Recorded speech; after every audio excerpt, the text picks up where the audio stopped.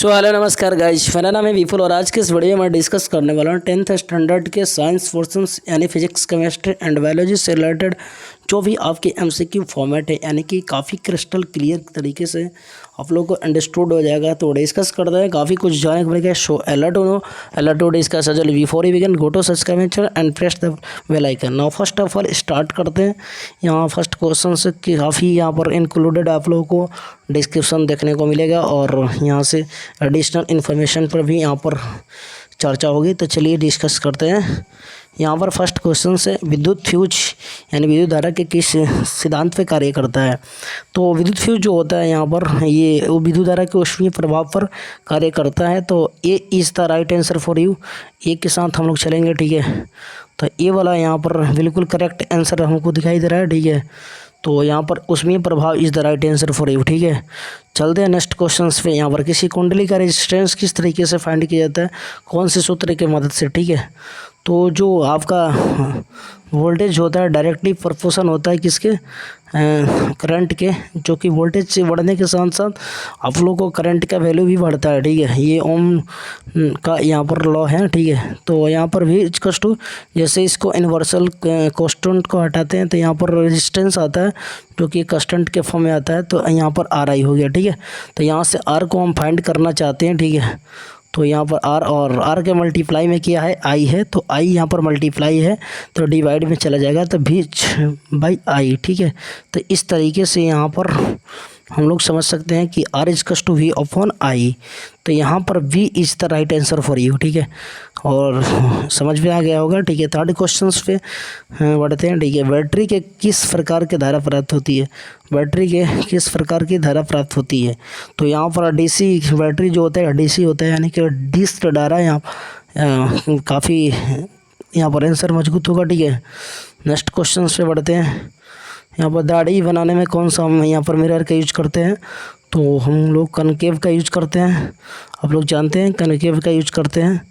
और छोटी छोटी चीज़ों को बड़ा दिखाता है, जैसे आँख, नाक, कान, जाँच इत्यादि में इस सब का यूज करते हैं, क्योंकि इसमें बड़ा हम लोग को इमेज दिखाता है, ठीक है। और काफ़ी अच्छे तरीके से दिखाता है।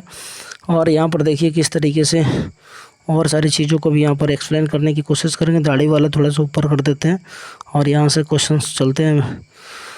तो देखिए यहाँ पर पूछ रहा है कि पोटेंशियल डिफरेंस यानी विभवांतर का एसआई यूनिट क्या होता है। तो विभवांतर का जो एसआई यूनिट होता है यहाँ पर वोल्ट होता है, क्या होता है वोल्ट। विभव या विभवांतर का वोल्ट होगा, दोनों का एक ही होता है। अब बट यहाँ पर एम्पियर किसका होता है, ठीक है। एम्पियर जो होता है करंट का होता है, विद्युत धारा का। और कूलाम जो होता है ये आवेश का कूलाम होता है। और शक्ति का क्या होता है वाट होता है, क्या होता है आवेश वाट।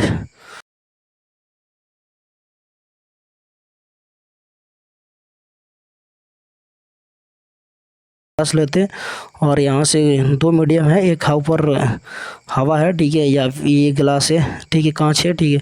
तो यहाँ पर जब इसे अभिलंब डालते हैं और कोई इंसिडेंट तिरछी किरण मारते हैं तो इसको सीधा जाना चाहिए था, बट यहाँ पर थोड़ा सा अपने पथ से विचलित हो जाएगी तो अभिलंब की ओर मुड़ जाएगा, क्योंकि इसका जो स्पीड हो गया यहाँ पर डेंसिटी ज़्यादा होने से, ग्लास में डेंसिटी ज़्यादा होता है एयर के रिस्पेक्ट में, ठीक है। तो यहाँ से आप लोग समझ सकते हैं कि अभिलंब की ओर मुड़ा।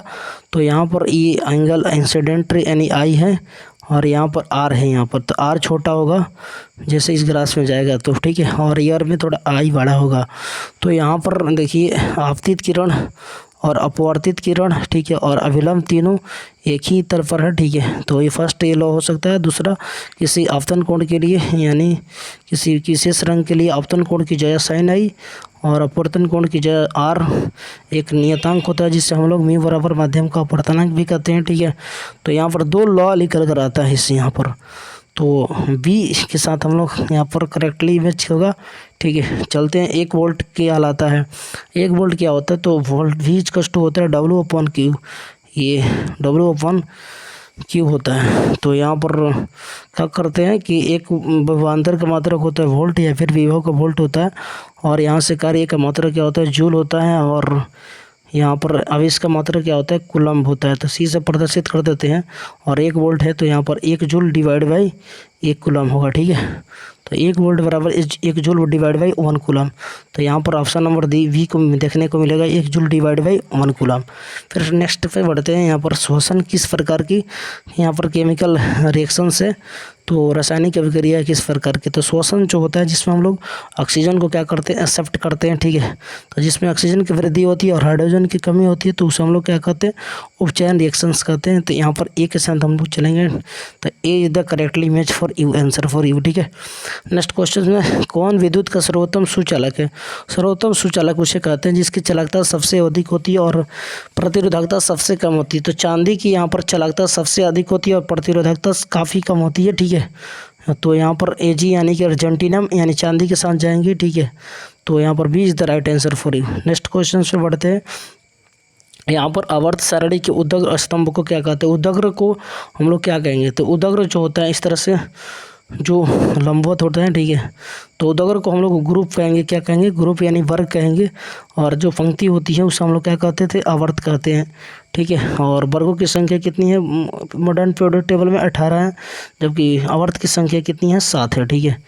और अप्रूफ किसे कहते हैं, जो एक ही तत्वों को अलग अलग रूपों में देखा जाता है तो उसे हम लोग क्या कहते हैं, अप्रूफ कहते हैं। अप्रूफ जैसे हाइड्रोजन का बहुत सारे अप्रूफ होते हैं, 1H1, ठीक है, 1H2, इस तरीके से 1H2 और 1H3, इस तरीके से ये हाइड्रोजन का अप्रूफ हो गया है। जब प्रोटियम, ड्यूटेरियम, ट्राइटियम, इस तरीके से ये हाइड्रोजन का अप्रूफ है। इससे ही हम लोग भारी जल का बनाते हैं 1H2 से, ये इसको हम ड्यूटेरियम कहते हैं। जब इससे ऑक्सीजन के रिएक्शंस कराते हैं तो ठीक है बनता है ड्यूटेरियम ऑक्साइड।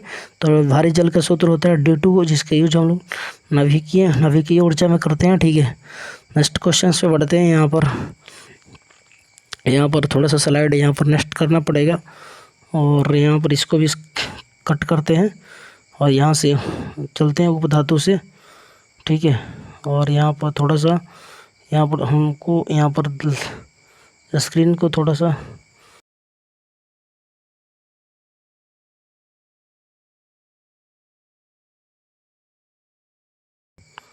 देखिए, यहाँ पर उपधातु के पास में रहेंगे, ठीक है। और यहाँ पर देखिए निम्नांकित में कौन उपधातु है, ठीक है। तो यहाँ पर तीनों ये धातु है, आप लोग को पता होगा, लोहा, कॉपर, निकल, ये धातु है। ये एक तरह का क्या लोग दिखाई दे रहा है आपको, एलिमिनेशन मेथड से देखेंगे तो यहाँ पर एंटीमनी इस तरह राइट आंसर फॉर, ये एक तरह का उपधातु है, मेटालाइड है, ठीक है। और यहाँ पर देखिए नेक्स्ट क्वेश्चन पे पीतल है क्या है, ठीक है।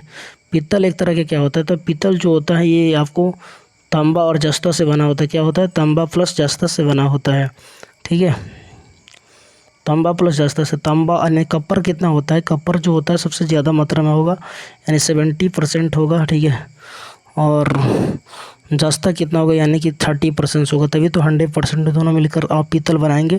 तो जब धातु में धातु को मिक्स किया जाता है, मिक्स मतलब मिश्रण, क्या मिश्र धातु, कौन धातु, मिश्र धातु। तो C is the right answer for you. क्या है, पीतल क्या मिश्र धातु है। इस तरीके से हम निकल कर आता है क्रिस्टल क्लियर। देखिए अम्लीय विलयन का पीएच मान क्या होता है, तो यहाँ पर 0 से लेकर यहाँ पर 7 नंबर, फिर यहाँ 7 से 14 होता है। तो 7 से 14 का जो बीच में होता है ये क्या होता है, क्षारीय प्रकृति का होता है। जो वैल्यू होगा क्षारीय प्रकृति का होगा। और 7 से जितना भी कम होगा 7 पर उदासीन होता है, जल का जो वैल्यू होता है उदासीन पर होता है, ठीक है। और यहाँ 7 से कम होगा तो क्या अम्लीय प्रकृति का होगा, ठीक है गाइज। तो यहाँ पर देखिए अम्लीय प्रकृति का किस तरीके से यहाँ पर है, 7 से कम है तो ये अम्लीय प्रकृति का होगा। यहाँ पर सबसे सरलतम हाइड्रोकार्बन कौन सा है, ठीक है। तो जिसमें यहाँ पर कार्बन की संख्या सबसे कम होती है, तो यहाँ पर देखिए कार्बन की संख्या 2 है, यहाँ पर 3 है, यहाँ पर 4 है। तो सबसे कम कार्बन की संख्या कहाँ है, यहाँ पर मेथ मतलब एक होता है मीथेन वाला में। तो यहाँ पर A is the right answer for you. Next question से बढ़ते हैं। कुटफात किस में पाया जाता है, तो एक तरह का बायोलॉजी का सवाल है, तो अमीबा में पाया जाता है कुटफात, ठीक है। नेक्स्ट स्लाइड को यहाँ पर ओपन करते हैं। पौधों में यहाँ पर पूछ रहा है कि आपको पौधों में लैंगिक जनन होता है, यानी फूसी पौधों में लैंगिक जनन किस में होता है, तो एक तरह का क्वेश्चंस बहुत ही इंपॉर्टेंट है, ठीक है। तो यहाँ पर लैंगिक जनन जिसमें पुंकेसर और स्त्री केसर दोनों हो तो फूल में होता है। तो B is the right answer for you. निम्नलिखित में उत्सर्जक अंग कौन सा है, तो जो आपको मैन उत्सर्जक अंग होता है, जो मुख्य उत्सर्जक अंग होता है, एक जो अपने अंदर से जो भी मैल निकालता है, ठीक है। तो ये किडनी होता है मैन उत्सर्जक अंग, ठीक है। यहाँ पर अग्नाशय क्या है, मिश्रित ग्रंथि है, ठीक है, जबकि इसमें अंतःस्रावी और बाह्यस्रावी दोनों तरह के मिलते हैं, ठीक है। इस तरह से ये एक तरह का क्या है, मिक्स ग्लैंड है। और आई जो होता है महत्वपूर्ण ज्ञानेंद्रिय होती है। नेक्स्ट स्लाइड को ओपन करते हैं और लगता है मुझे 1-2 क्वेश्चन से और है, ठीक है, तो उसको हम समझा देते हैं थोड़ा सा। यहाँ पर देखिए किस तरीके से शुक्राणु बनता है, ठीक है। तो यहाँ पर शुक्राणु किस में बनता है, ओनली फॉर नर में बनेगा, ठीक है। तो नर का पार्ट एक ही है, और मूत्राशय में तो मूत्र इकट्ठा होता है, ठीक है। तो ये वाला तो होगा नहीं, ठीक है। गर्भाशय ये मादा का पार्ट हो गया, ये भी अंडाशय ये तरह का, ये तो अलग अलग पार्ट हो गया। तो यहाँ पर वृषण के साथ चलेंगे तो A is the right answer for you, ठीक है, ये आपको करेक्ट होगा। यहाँ पर कौन सा प्राकृतिक संसाधन है, ठीक है, प्राकृतिक संसाधन कौन सा है, तो यहाँ पर वायु, मृदा, जल ये जो होता है प्राकृतिक संसाधन होता है, बट जीवधारी जो होता है प्राकृतिक संसाधन नहीं है, ठीक है। नेक्स्ट क्वेश्चन से बढ़ते हैं। इंसुलिन की कमी से कौन सा रोग होता है, तो ब्लड में जब इंसुलिन की मात्रा कम हो जाती है तो यहाँ पर डायबिटीज रोग देखने को मिलता है। तो B is the right answer for you. तो कैसा लगा वीडियो कमेंट में बताइए, और इसी तरह के नए इंटरेस्टिंग वीडियो के साथ जुड़े रहिए। और गाइस